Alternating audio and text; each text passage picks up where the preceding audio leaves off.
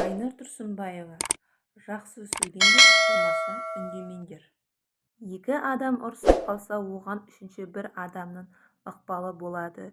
Үшінші адам деп отырғаным, мысалы, ене мен келінді шағыстырады, әйел мен күйеудің арасына от салады, құрбыларды құртады, құда-құдағилардың бақталастырады. Ренжісіп қалған сол екі адамның қайта татуласып, не бір-бірінің дұшпанға айналуы да әлгі үшінші адамға байланысты. Ол сені жақтырмайды, ол сені жамандады, сен кете салысымен өсектеді, сен оған жалпылдай бересің, ол сені менсінбей тұрды деген сияқты пиғылы бөтен сөздер талай отбасын ойрандап тынды десем де қате айтқаным емес. Жауластырмақ жаушыдан, елдірістірмек елшіден деп қазақ дәл айтқан ғой. Адамдардың пікірін тек тыңдап қана қойыңыз, ешқашан соған қарап шешім шығармаңыз.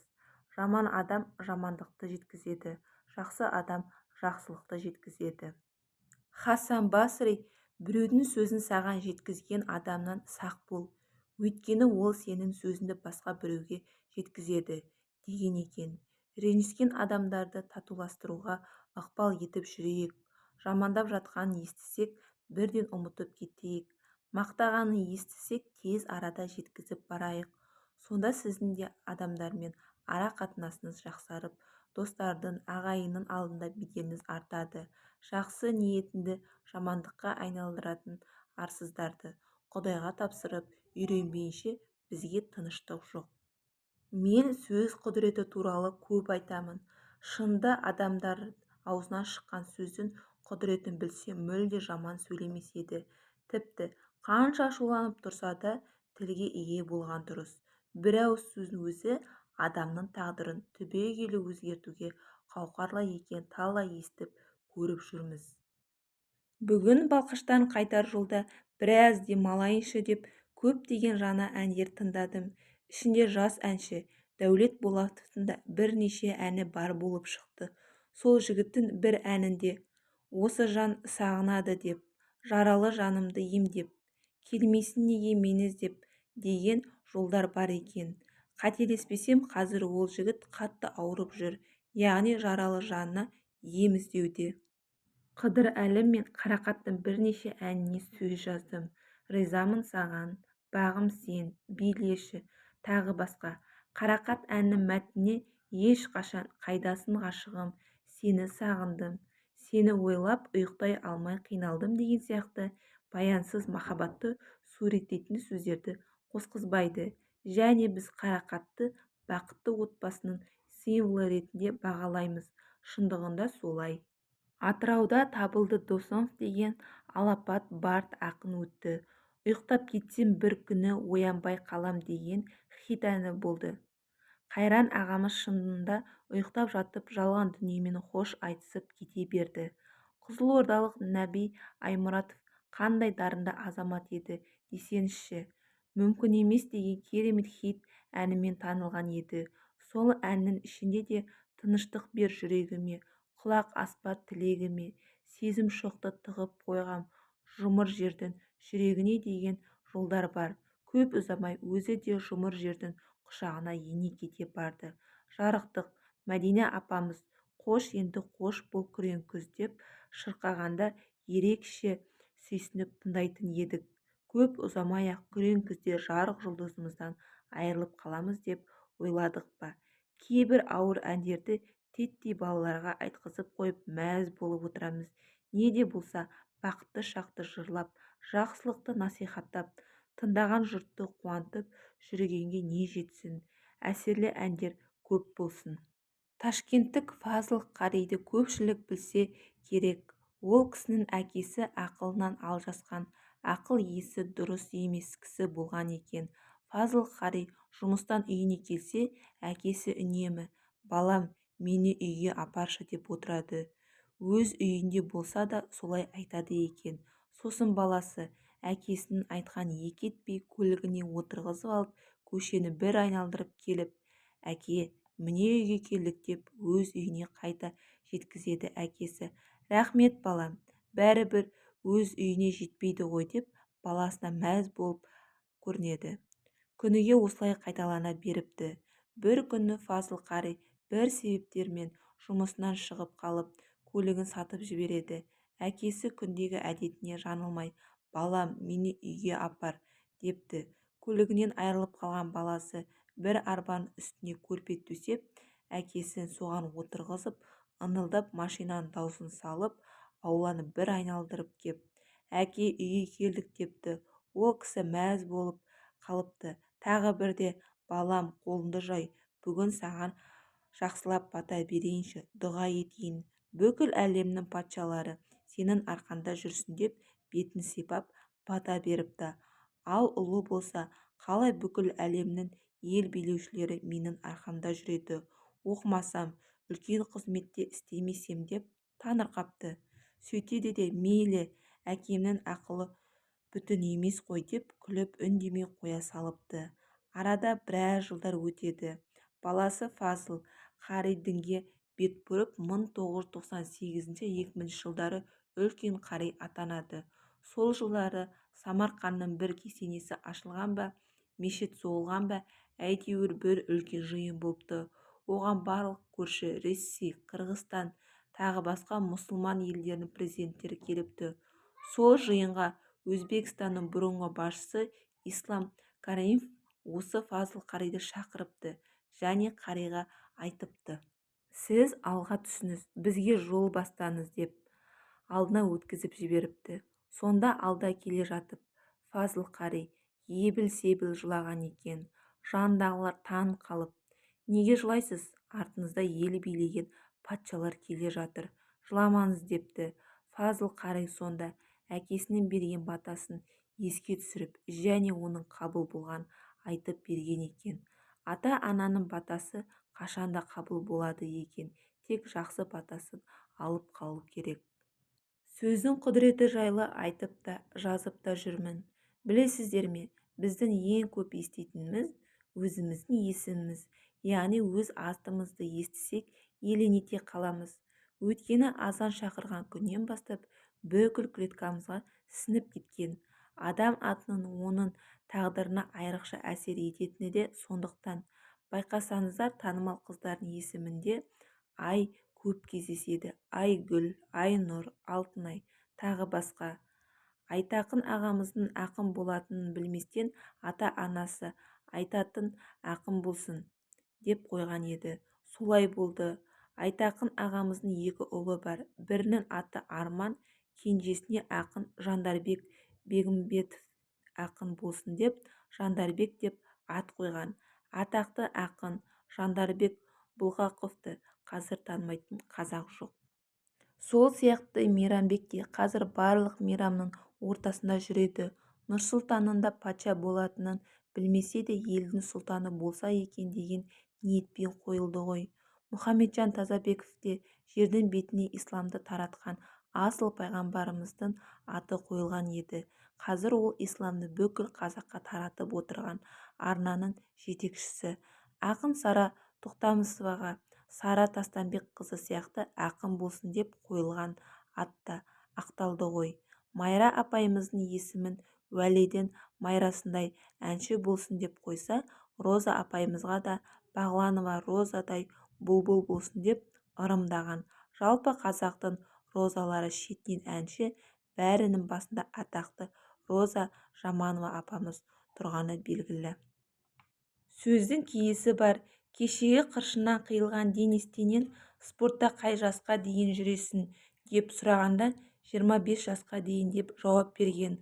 Оразалы Досполнов деген алпат ақын досым көбінесе сөзді атым Ораз болғанмен 30-дан жасым аспаған, егін сақал жаппаған, сүйінбаймын, жамбылмын, таң жарықпын, шарғынмын деп бастайтын. Шынында жасы 30-дан аспады, небәрі 29 жасында жарық дүниемен қош айтысып кете барды. Кейін Оралдан Асылбек Исжанов деген ақын бала шықты. Сол бала өзінің ең соңғы айтысында бір күнде 5 ақынмен айтысып бәрін жеңетін, Оразалының жолын бер деп жырлаған.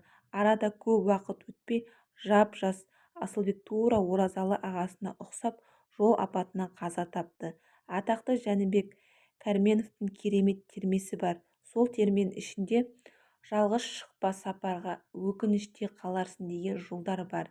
Жәнібек ағамыздың жолға жалғыз шығып кетіп, жүрегі тоқтап қалып, жол апатына ұшырап қайтыс болғанын біреу білсе, біреу білмес. Атақты Мұқағалидың да ұйықтап кетсем болғаны төсегімде, қырықтың бесеуінде деген өлең жолдары бар. Ақиық ақын шынында 45 жасында дүниеден озды. Мені Мейрамгүл деген актриса құрбым бар еді. Бір күні екеуміз үйге келіп шай ішіп отырдық. Содан ол өзінің жақын құрбысы туралы әңгіме айтты. Жақсы әнші еді. Алматыдан келе жатып, тура Балқаштың қасында аварияға ұшырап қайтыс болды. Көлігінің артындағы бір банкасы да сынбапты деп таң қалып отырды. Кейін тағы бір көргенімде өзінен өзі: Айнұр, сол Балқаштың маңайында авария көп болады екен ғой, иә, деп тағы қоймады. Соңғы рет көргенімде Алматыға көлікпен баратын болдық, Балқаштың жанынан байқап өту керек деп тағы қайталады. Мейрамгүл сол құрбысы қайтыс болған Балқаштың маңында жол апатынан бала-шағасымен қайтыс болып кетті. Біз көбінесе сөзге мән бермейміз. Әсіресе ашулансақ, балаларға ұрыссақ, артық кетеміз. Өстіп жүріп бір бәлеге ұрынасын, суық тиіп өлесің, оқудан шығарып жібереді. Адам болмайсың, ененен таяқ жейсің, қара басында асырай алмайсың деген сияқты артық сөздерді айтып жібереміз. Исламда жақсы сөз сөйле, болмаса үндеме деген хадис бар. Ендеше жақсы ойлап, тек қана жақсы сөз сөйлеп үйренейік. Сонда бәрі де жақсы болады. Пайғамбарымыз мұсылман адамның не нәрсеге де ғибратпен қарап, үндемеген кезде тек жақсы ойлап, сөйлегенде мәнді мағыналы сөз айтуын қалаған. Өсек өтірік шағыстыру, ғайбат секілді жаман мінездердің күнә екенін ұқтырып, адам баласы көп күнәні тілінен табады деп ескерткен. Айша анамыз бір кісінің бойының қысқалығын айтып қалған әйелге: қой, ғайбат айтпа, әлгі сөзінде теңізге тастаса тұтас былығып жібергендей екен, деп сол мезетте тыйып тастаған болатын. Расында да, айтылып жатқан әрбір сөз адам өміріне әсер етпей қоймайды. Өкінішке қарай көбіміз соған дұрыс мән беріп жатпаймыз. Исламда жақсы сөйлеңдер, болмаса үндемеңдер деген хадис бар. Артық сөйлеп қоямыз ба деп қорқатын сахабалар ауыздарына тас салып жүретін болыпты. Луиза Хей адамдар аффирмациясының құдіретін білсе, ештеңе істемей тек соны айтқан болар еді дейді. Біз көп жағдайда бір адам жамандыққа душар болса, тілінен тапты дейміз. Біреудің баласын жамандай беруші еді, өз басына келді деп, жамандықтың тілден келген бәле екенін бірден білеміз. Жақсы сөз де солай. Нені көп айтсан, сол болады. Арманға тез қол жеткізудің жолын айтайын ба? Ұнамайтын адамымызға өзіңізде жоқ нәрсені тілеңіз. Ия Аллам, бәленшеге баспана бер, көлік бер, бала бер, бәрін бер, бақыт бер деп тілей беріңіз. Сосын періштелер дұшпанына да жақсылық тіледің, яғни барлық дұға қабыл болуға лайық деп сөз үшін тілектес болады. Психологияның майын ішкен барлық психологтар тыңдасаңыз, таңертең менде бәрі керемет, барлық қиындық өткінші, мені тек қуаныштар күтіп тұр деп жиі қайталауды ұсынады. Олай болса, тек жақсы нәрсе айтыңыз. Өкпе, реніш, қызғаныш деген қап-қара энергетика. Адамның төбесінде қара бұлт секілді. Алладан келетін барлық нығметтің жолы жауып тұрады. Еш тілегіңізді болдырмайды, арманыңызға жеткізбейді. Тек еңсеңізді басып, одан сайын қиындықты көбейтіп тұра бермек. Олай болса, көзімізді жұмып, барлық буынды босатып, аяқ-қолды айқастырмай бос қойып, 7 рет өте терең дем алып, іштегі ауаны асықпай сыздықтатып шығарып отырып ойланайықшы. Кімге өкпеліміз? Кім бізді өкпелетті? Терең дем алайық та барлық ренжіткендерді кешірейік. Өзіміз ренжісек, кешірім сұрайық, қуанайық. Жек көретін адамдарымыз үшін аллам оның барлық дұғасын қабыл етіп, барлық арманына жеткізші. Ол ешкімге жамандық ойламайтын бақытты адам болсыншы деп дұға жасайық. Оның еш қиындығы жоқ. Тек тәкаппарлықты қойсаңыз болды. Қарапайым болыңыз. Сіздікі дұрыс болса да кішірейіңіз, көңіліңізді көтеріңіз. Шешілмейтін түйін жоқ. Бәрі де өтеді. Бізде бәрі жақсы болады. Біз бақыттымыз. Адамның барлық арманы орындалады, мақсатына жетеді. Ол үшін не істеу керек? Қатты қалау керек. Сосын Алладан ерінбей сұрау керек. Ол мүмкін емес қой. Оған жету қайда? Осы күніме тәуба. Ақша бәрібір жетпейді деп отыра берсеңіз, онда Аллаға сенбегеніңіз. Әлемнің кез келген миллионерлерінің өмір тарихын ақтарсаңыз, шекесі шылқып, май шелпекке бірден ие бола салғаны кем-де-кем. Тек қана сеніммен әрекет ете біліңіз. Жеткілікті. Алланың құдіретіне күмән келтірмеңіз. Қалаған нәрсеңізді сұраңыз. Ең бірінші өз миыңызды сендіріңіз. Бірақ миды сендіру қиын. Ол үшін не істейміз? Ауызбен айта береміз. Мысалы, менің көп қонақ күтетіндей зәулім үйім бар. Алла маған күн сайын бітпейтін несібе беріп жатыр. Күнде таңертең ояна салысымен және кешке 10 реттен осы сөзді айтыңыз. Шамамен 2 аптадай уақыт өткенде сіздің аузыңыз осы сөздерді автоматты түрде айтатын болады. Ауыз автоматты түрде айтатын кезге жеткенде миыңыз осы сөзге сене бастайды. Ал ми сенді деген сөз. Тартылыс заңы жұмыс істейді деген. Көп ұзамай-ақ зәулім үйдің иесі болып шыға келесіз. Ертегі сияқты деп сенбесеңіз, өзіңіз біліңіз. Бірақ 100% жұмыс жасайды. Алла тағала бәтеңкем бауы сұрасаңдар да беремін деді екен. Тек өзіміз сенбейміз, күмәнданамыз. Жүрегіміз қалағанмен миымыз сенбей тұрады. Тек қана сеніңіз. Ешкімді тыңдамаңыз. Аффирмацияны айтқан кезде көңіл күйіңіз көтеріңкі болу керек. Және садақа беруді ұмытпаңыз. Жақында Инстаграмнан адамның жүрегін ауыртатын сұрақтар жайлы жазба оқыдым. Шындығында адамға сұрақ қойғанда ойланбайды екенбіз ғой. Басы бос туысымызды немесе танысымызды көре қалсақ, неге үйленбейсің деп бас саламыз. Қыз бала болса тіпті жаман, неғып жүрсің, күйеуге тимейсің бе деп түрткілей жөнелеміз. Ауыр ма? Ауыр. Қыздардың жасы 25-тен асқанда өздері де жалғыздықтан депрессияға кіре бастайды. Ол келін болудан қашып жүр деп кім айтты сізге? Қалауындағы жігіт кездесіп аламын деп тұрса, есі дұрыс қыз бас тарта ма? Болмаса біреудің үйіне өзі барып кіріп ала ма? Осымен қалып кетем бе деген үрейде жүрген адамды одан сайын тығырыққа тіреп тастаймыз. Отырып қалған қызы бар танысымызға да тыныштығы жоқ. Қызын неғып отыр, үйленетін ойы бар ма? Перзентін өз бақытын тапқанын қай ана қаламайды? Құдай-ау, ана жүрегіне ауыр ма? Ауыр. Мен көп перзентім болса деп армандаушы едім. Қаралмаған жерім жоқ. Қайда барсам да осы сен неге тағы туып алмайсың деп сұрамаса екен деп отыратынмын. Әсіресе көпшілік жерде жүрегіме біз тығып алғандай әсер ететін. Ал перзент сүйе алмай жүрген қанша да адам бар. Көріп қалсақ бас саламыз. Неғып тумай жүрсің? Жас кезінде туып алсаншы. Қашан барамыз шілдеханаға? Бала күтудің қаншалықты қиын екенін жақсы түсінемін. Жанын жабығып жүргенде осындай сұрақтар еңсесі одан сайып езіп жібереді. Әсіресе жұрттың көзінше күйеуі ішетін әйелге де маза жоқ. Қой деп айтсаншы, емдетпейсің бе? Бала-шағасы тастап кетсе де сол.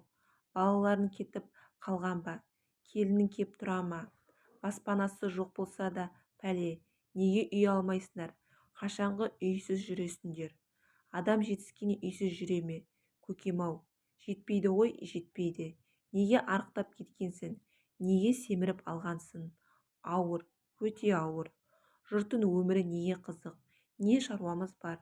Білдік, ал жауапты естіздік. Бақытты боп кеттік пе? Рахаттанып қалдық па? қызықпай екен. Әлеуметтік желіде де сол. Көп сұраққа жауап беру ауыр. Адамның көңіліне қарау да мәдениеттіліктің, имандылықтың белгісі. Көңілге қарап сөйлеп үйрене білейік. Аузынан шыққан сөздің заттанатынына көзім анық жетті. Оны көпшілік біледі ғой, бірақ ескере бермейді. Мәссаған, жаңа ғана сені ойлап отыр едім. Білгендей хабарласып тұрсын. Бүгін ғана сені көрмегелі көп болды деп едім. Алдымнан атып шықтың ғой деген сәйкестіктер талай болды ғой. Мойынданышы, мидың талшығы, телефонның антеннасы сияқты космоспен үнемі байланыста. Сондықтан үнемі жақсы ойлап, жақсы сөйлей білейік. Ой, ондай болу қайда маған? Ондай көлік арман ғой деп тартынып жасасақ, космостық байланысқа блок қойып аламыз. Кез келген арманды қорықпай айта беріңіз. Алла қаласа балам патша болады. Алла қаласа күйеуім үлкен жетістікке жетеді. Алла қаласа бүкіл дүние жүзін аралап шығамын. Алла қаласа мен жұрттың бәрі қызғанатындай бақытты ғұмыр кешемін. Ешқашан кейіп сөйлемеңіз. Ренжіген сәтте ашу үстінде аузыңызды ашпаңыз. Осы бала оңбайды. Сен адам болмайсың. Өмірі жарымайтын шығармыз деген сияқты негативке жол бермеңіз. Біреуді жамандап, сол саран екен, бәлен арам екен, күйеуі алқаш екен, түрі қорқынышты екен деген сияқты ғайбаттар міндетті түрде айтқан адамның өзіне немесе ұрпағына қайтып оралатынын ұмытпаңыз. Ешкімді қызғанбауды үйреніңіз. Тек қызығыңыз, көңілді болыңыз, қуаныңыз, армандаңыз. Армандар міндетті түрде орындалады. Күле отырайық. Негізі әу бастан алаңасырмын. Ақша жоғалту, багажды көрінген жерге тастап кету, самолеттен қалып қою, басқа көлікке мініп кету деген мен үшін қалыпты жағдай болып кеткен. Осыдан 6-7 жыл бұрын-ау деймін, бір адамға қарыз болып қалдым. Сол ақшамды салып алып, қарызымнан құтылайыншы деп бара жатқанмын. Жолай дүкенге кірдім. Тағы бір жерге кіріп су алдым. Қойшы, әйтеуір жақындаған кезде қарасам әмиям үшті-үйлі жоқ. Құдай-ау, өзімді сонша салғырттығыма күйіп кеткеннен көзімнен жасым ытқып шықты. Содан бір-ақ ай бұрын тағы бір әмиям жоғалтқанын мазам қашып үйге келдім де жатып қалдым. Неге мен осындаймын? Қашан жиналамын деген ойлар жиектей жеп барады. Бір кезде есіме Балғынбек түсті. Бірден хабарластым. Балғынбек, мен кошелек жоғалттым. Ақша, документ бәрі кетті. Сен енді жақында Меккеден келдің ғой. Дінді жақсы білесің. Сабырға келе алмай тұрмын. Қандай сүре оқысам болады? Мынау ақшасы құрғыр жүрегіме түсіп кеткен ғой деймін деп жынданып тұрып айтқанмын ғой. Сөйтсем ол, тәк, қанша ақша бар еді сонша деп сұрады. $5000 деп бақырып жібердім. Балғынбек саспайды. Сен былай жаса, Айнұр. Жүрген жерлеріне барып, жақсылап ізде.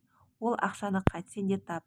Сөйтіп маған срочно $2,500 салып жіберші деп тұр, сволыш. Сол әмен ақыры табылмады. Осыдан 20 жылдай уақыт бұрын алғаш рет Астанаға айтысқа келетін болдым. Астана енді бой көтеріп келе жатқан кез.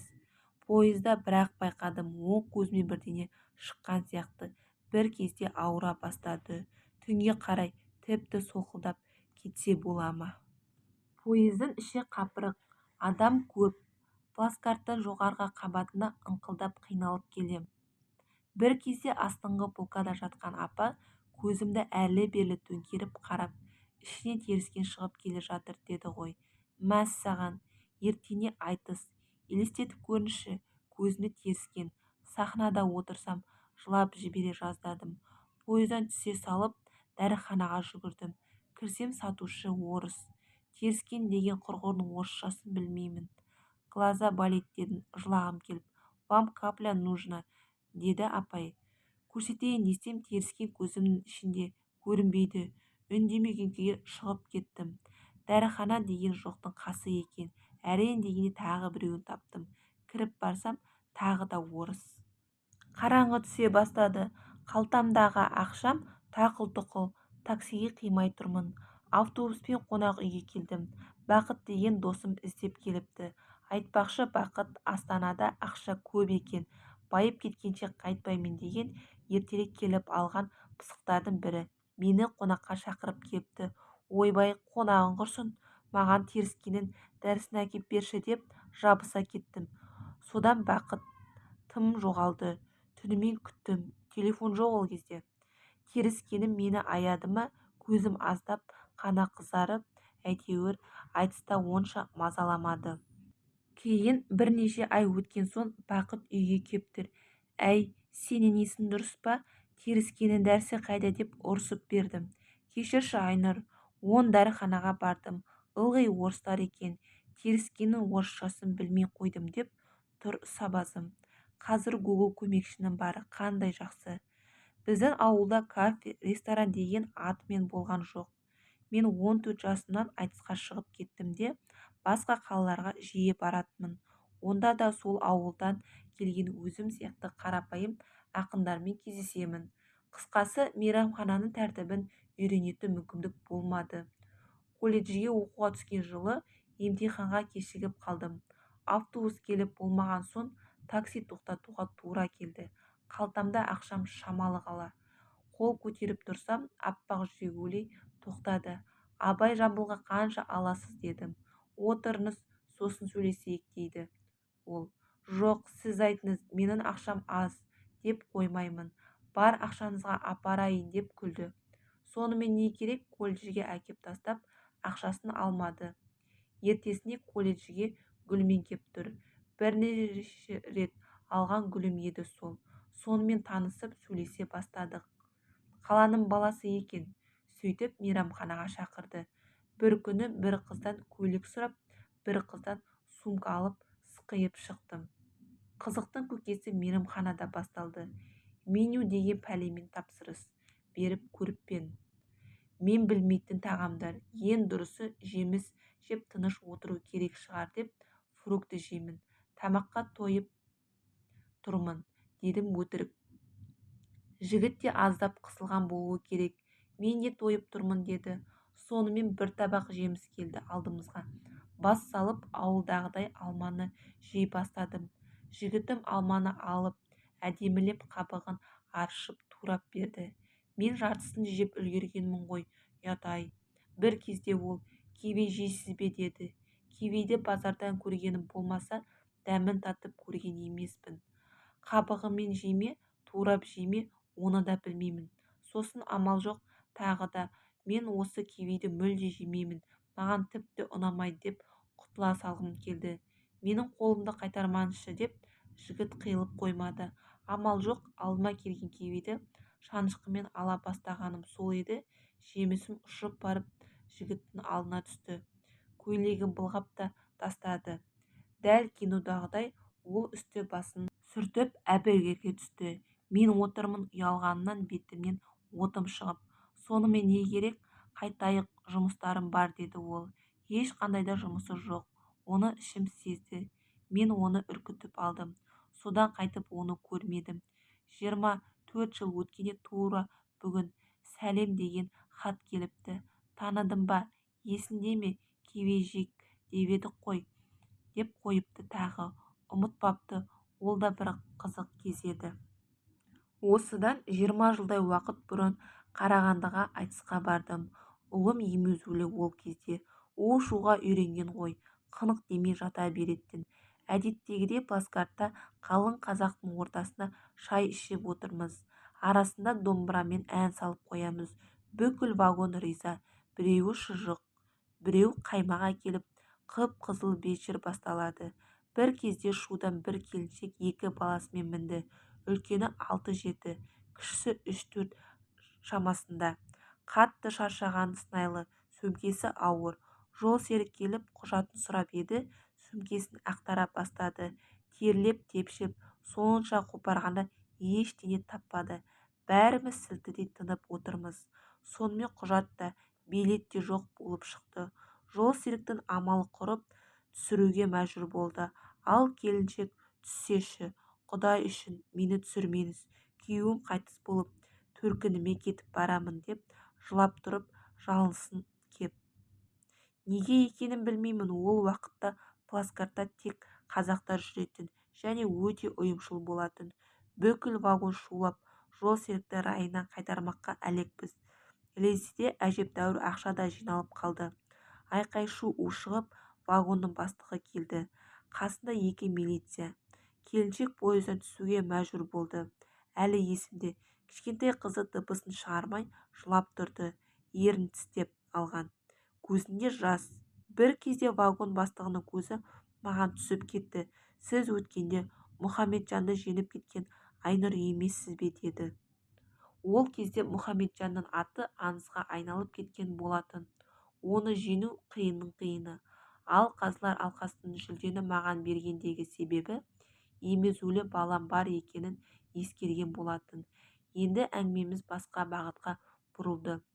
Осылай Қарағандыға зулап бара жатқан пойыздан әлгі әйел әлгі айтыстың арқасында түспей қалды.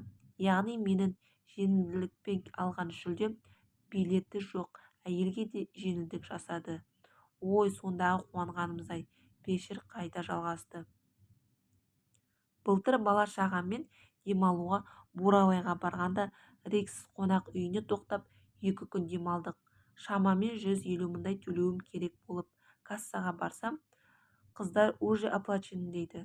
Қалай сонда, кім төледі десем, белгісіз фамилияны айтады. Осындай нөмерде ол кісі, барып сұрасаңыз деген соң іздеп барсам, бөтен кісілер. Жөн сұрасақ, баяғы келіншек. Есіме зорға түсірдім. Сізді көрсем деп 17 жыл күттім ғой дейді. Ірі турфирманың басшысы екен. Қыздарын ұзатыпты. Өзі тұрмыс құрып, шекесі торсықтай ұл туыпты. Бұл өмір шынында ғажайыптарға толы. Тек байқай бермейміз. Қызықты әңгімелерді көп жазыңызшы деген хаттар көп келетін болды маған. Ал жазайын онда. Жастау кезіміз, жақын құрбым екеуміз банкке барып, карточка алайық деп жүрміз. Мен бланк толтырып жатырмын. Ол кезекке барып тұрды. Ығы-жығы адам. Бір кезде бір орыс әйелі құрбыма қарап, «Вы за кем?» депті. Құрбымнан еш саспастан «Я за вас» демесі бар ма? Түк түсінбей қалған орыс әйел «А за меня не надо» деді. Құрбым дәл сол кезде бірдеме бүлдірген сезді-ау деймін, абдырап қалыпты. «О, я от вас» деп ұрып жіберді. Сонымен карточка жайында қалды. Ішімізді басып далаға атып шықтық. Есіме түссе әлі күлемін.